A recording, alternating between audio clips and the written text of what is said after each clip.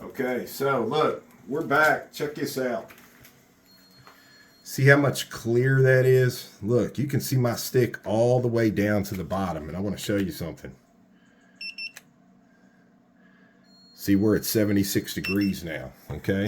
So the magic number, like I told you, it's going to be around 84, 85 degrees. We're going to be dumping this out. You know, actually 80 to 85 is fine.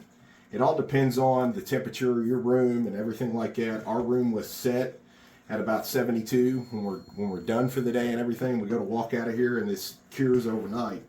We're going to lift everything up to about 75, close to 80 degrees. So now is a great time. We don't want to wait till we get to our mark to add the pigment, because then it needs to be dumped out. It's too late. So remember what I told you, it's just about half. So we're going to go ahead. It's right here to the yellow. So we're going to, when we have about this much left, that is going to be perfect.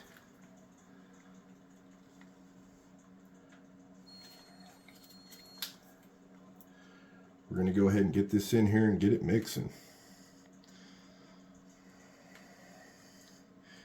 So remember, this is about 1 gallon.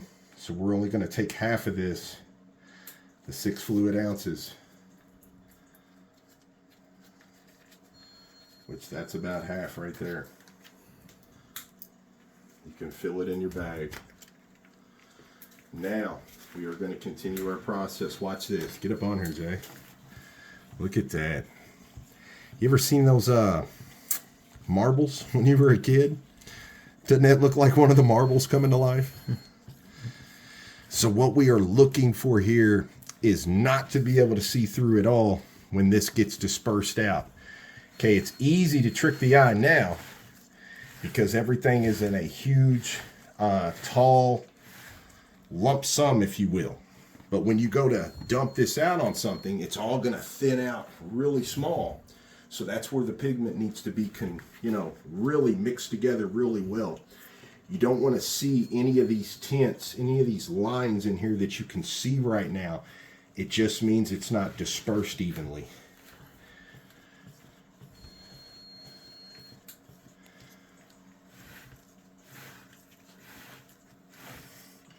We are definitely searching for,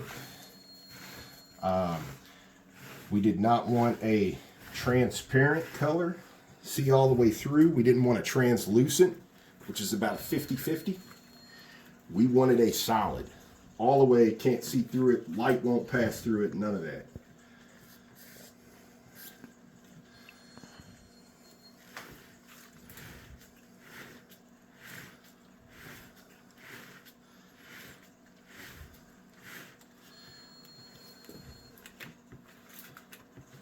Now look, check it out.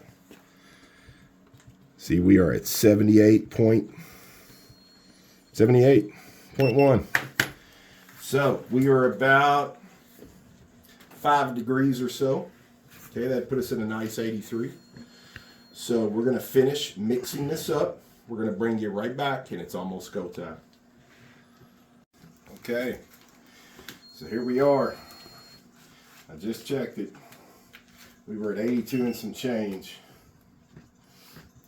Yeah, we're sitting right at 82, 82.1. So we're close enough. Again, definitely want to be above 80. I try to shoot for 84, 85. But I just want a little time when I pour this out. I want to be able to talk to y'all. And plus, I want it to self-level some as well. But on the front side, I'm not concerned with saving a bunch of resin. Okay, that's just, let me just tell you that. A lot of the years before, when we were concerned about every little drop, that's where we had more mistakes than not. So what we have learned here in the last 5 years is definitely if some, that's why the plastic is underneath. It's 0.3, so it's a very thick plastic to catch anything, but that's why we concentrate on getting those edges and getting them to flow over there.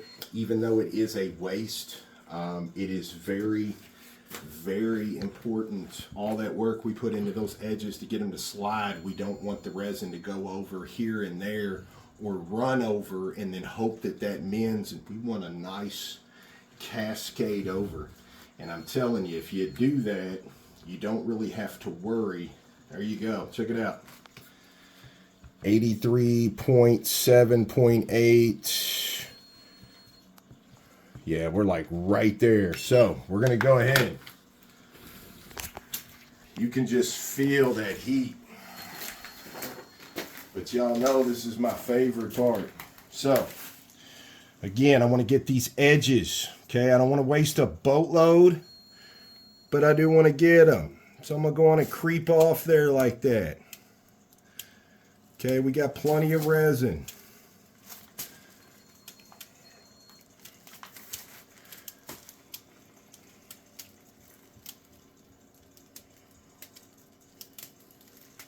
Plenty. Want all that to be good and coated. There we go. Now I'm going to concentrate back here. And what I'm going to do is I'm going to do what I call in-betweens. That way the self-leveling starts leveling into the other one and so on. It's less to push around. It's less to get my piece completely covered.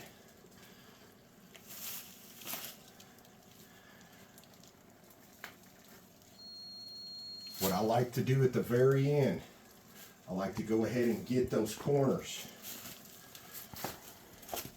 I like to get these corners right where they pierce. It just ensures that they get something on them.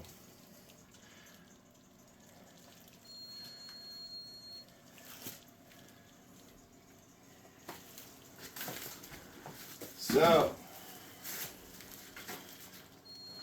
this is what I'm talking about right out the gate. And this is what you don't want to miss. Let me see that real quick, Jay. So look, check this out. See that right there? That's what I'm referring to.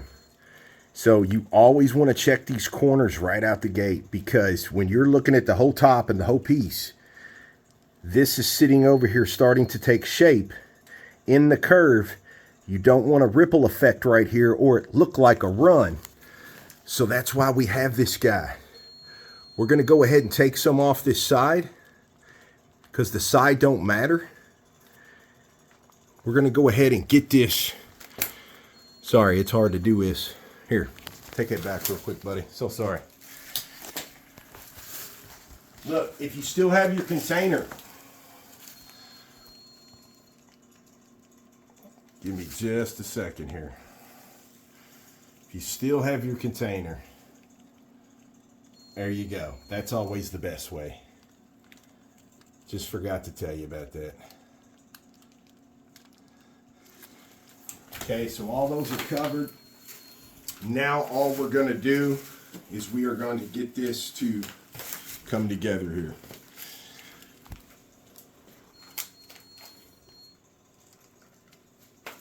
Need a little more over here. So look, check it. Same thing.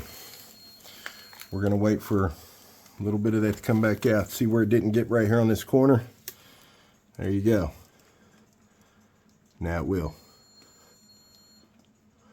Perfect. Now, see how that's self-leveling? We're really not messing with anything. A lot of times, you know, we take this, it's a little steamroller. Okay, a lot of times we'll take this, we'll move this around, we'll go on and get all this stuff to close. But in all fairness, you have 40 minutes working time, 40 with the black label. So it's just really a lot of time to work with. You don't really have to rush. You don't really have to worry about anything. But I want you to take notice to this front edge. This front edge is just picture perfect right now. We've got a gazillion bubbles going on top, which is normal, no big deal. We're going to use a combination of some isopropyl, just isopropyl. We don't want to tin anything. We don't want those explosions. We don't want anything like that, that the putting pigments in the isopropyl, that anything like that is going to make a 3D effect up here. We want this to be just flat, pretty white. Just don't want the bubbles in it. So that is the reason for the clear isopropyl. It'll take care of all those. And then a torch right before we take care of the BBs. All this is, you know, half an hour, 40 minutes into the process.